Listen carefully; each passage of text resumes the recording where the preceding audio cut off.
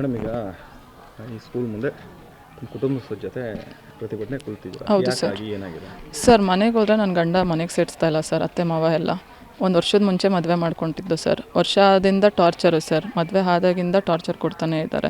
ಮತ್ತು 6 ತಿಂಗಳಿಂದ ನೀನು ಬೇಡ ನಮಗೆ ಬಿಟ್ಟು ಹೋಗು. ಏನಕ್ಕೆ ರೀಸನ್ ಗೊತ್ತಿಲ್ಲ. ನಮ್ಮ ಮಾವ ಹೇಳ್ತಾರೆ ನಾನು ಬೇರೆ ಮದುವೆ ಮಾಡ್ತೀನಿ, ನನ್ನ ಹತ್ರ ದುಡ್ಡು ಐತೆ, ನಂಗೆ ನೀವು ಅಡ್ಜಸ್ಟ್ ಆಗ್ತಾ ಇಲ್ಲ, ನಾನು ನನ್ನ ಮಕ್ಳಿಗೆ 10 ಮದುವೆ ಮಾಡ್ತೀನಿ, ನನ್ನ ಮಗನ ಕ್ಯೂ ನಿಲ್ಲಿಸ್ತೀನಿ ಮದುವೆ ಮಾಡೋಕ್ಕೆ, ನೀನು ಮನೆಯಿಂದ ಬಿಟ್ಟು ಹೋಗು. ಮದುವೆ ಆದಾಗಿಂದ ಟಾರ್ಚರ್ ಕೊಡ್ತಾನೆ ಬರ್ತಾ ಇದ್ದಾರೆ ಸರ್. ಹೊಡಿಯೋದು ಬಿಟ್ಟು ಇಲ್ಲ ಸರ್, ಅರೇಂಜ್ ಮ್ಯಾರೇಜು. ಫ್ಯಾಮಿಲಿ ನೋಡಿನೇ ಮದುವೆ ಮಾಡಿ. ನಮ್ಮದು ಬೆಂಗಳೂರು ಸರ್. ನಮ್ಮದು ಬೆಂಗಳೂರು. ಮದುವೆ ಮಾಡಿಕೊಟ್ಟಿದ್ರು ಸರ್. ಸ್ಕೂಲ್ ಇರೋರು, ಎಜುಕೇಟೆಡ್ ಫ್ಯಾಮಿಲಿ ಅಂತ ಹೇಳ್ಬಿಟ್ಟು. ಮಾದಗೊಂಡಳ್ಳಿ ಅಂದರೆ ಇರೋದು ಬೆಂಗಳೂರೇ, ಊರು ಬಂದ್ಬಿಟ್ಟು ಮಾದಗೊಂಡಳ್ಳಿ ಸರ್. ಕೆಲಸ ಮಾಡ್ತಿದ್ರಿ? ನಾನು MBA ಮಾಡಿದ್ದೀನಿ ಸರ್. ಮುಂಚೆ ಮಾಡ್ತಿದ್ದೆ, ಮದುವೆಗೆ ಮುಂಚೆ IBM ಅಲ್ಲಿ ವರ್ಕ್ ಮಾಡ್ತಿದ್ದೆ. ಈಗೇನು ಕೆಲಸ ಮಾಡ್ತಾ ಇಲ್ಲ ಸರ್. ಮದುವೆ ರೂಪೇಶ್ ಅಂತ ಸರ್. ಅವರು ಇಲ್ಲೇ ಸ್ಕೂಲಲ್ಲಿ ಕೆಲಸ ಮಾಡ್ತಾರೆ ಸರ್. ಮ್ಯಾನೇಜ್ಮೆಂಟ್ ನೋಡ್ಕೊತಾರೆ. ಅವ್ರದ್ದೇ ಓನ್ ಸ್ಕೂಲ್ ಇದ್ದು. ಹಾಂ ಹೌದು.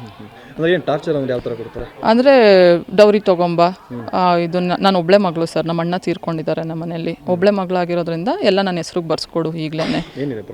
ಪ್ರಾಪರ್ಟಿ ಊರಲ್ಲಿ ಒಂದು 3 ಎಕರೆ ಜಮೀನೆಲ್ಲ ಇದೆ. ಆಮೇಲೆ ಬೆಂಗಳೂರಲ್ಲಿ ಸ್ವಂತ ಮನೆ ಎಲ್ಲ ಇದೆ ಸರ್. ನಮ್ಮದು 2 ಮನೆ ಇದೆ. ಅಪ್ಪ BMTC ಡಿಪಾರ್ಟ್ಮೆಂಟಲ್ಲಿ ಕೆಲಸ ಮಾಡ್ತಾರೆ. ಹಂಗಾಗಿ ನಿನ್ನ ಮನೆಗೆ ಏನು ನನ್ನ ಹೆಸ್ರಿಗೆ ಎಲ್ಲ ಬರ್ಸ್ಕೊಟ್ಬಿಡು ಈಗಲೇ. ಇಷ್ಟೆಲ್ಲ ಇದೆ ಸರ್. ಅಂದರೂ ದುರಾಸೆ ಸರ್.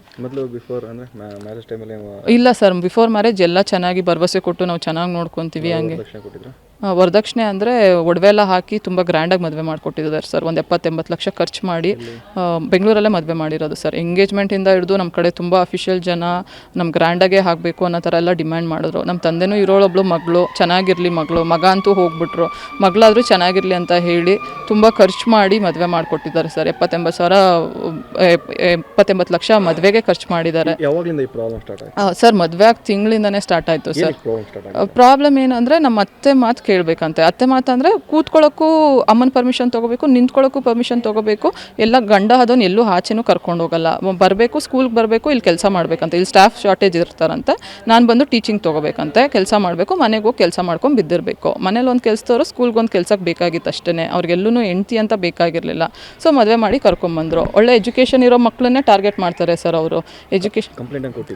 ಕಂಪ್ಲೇಂಟ್ ಕೊಟ್ಟಿದ್ದೀವಿ ಸರ್. ಆಲ್ರೆಡಿ ವರ್ಷದಿಂದ ಟಾರ್ಚರ್ ಹಿಂಗೆ ಆಗ್ತಾ ಇತ್ತು. ತಿಂಗಳು ಮುಂಚೆ ಎಲ್ಲ ಮನೆಯವರೆಲ್ಲ ಇಟ್ಕೊಂಡು ನಾದ್ನಿ ಮೈದ್ನ ನನ್ನ ಗಂಡ ಅತ್ತೆ ಮಾವ ಎಲ್ಲ ಇಟ್ಕೊಂಡು ಹೊಡಿಯೋಕ್ಕೆ ಸ್ಟಾರ್ಟ್ ಮಾಡಿದ್ರು. 6 ತಿಂಗಳಿಂದನೂ ಮನೆ ಬಿಟ್ಟು ಹೋಗು ಅಂತ ಟಾರ್ಚರ್ ಕೊಡ್ತಿದ್ರು. ನಾನು ಯಾಕೆ ಹೋಗಲಿ, ಮದುವೆ ಮಾಡ್ಕೊಂಬಂದು ನಮ್ಮ ಅಪ್ಪನ ಮನೆಗೆ ಹೋಗಿ ಕೂತ್ಕೊಳ್ಳೋಕ್ಕಾಗಲ್ಲ.